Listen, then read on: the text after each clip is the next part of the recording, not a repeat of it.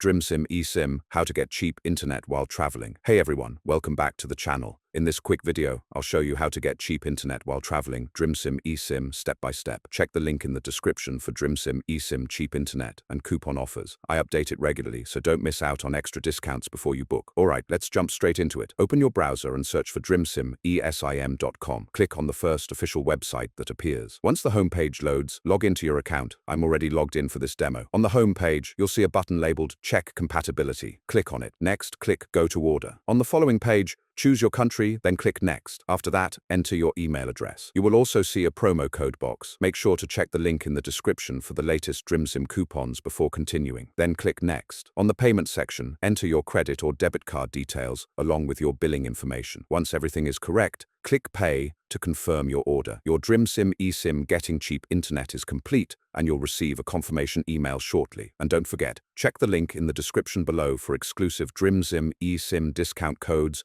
to save even more on your next booking. If this video helped you out, make sure to like, subscribe, and turn on notifications so you never miss more quick tutorials like this one. Thanks for watching, and I'll see you in the next one.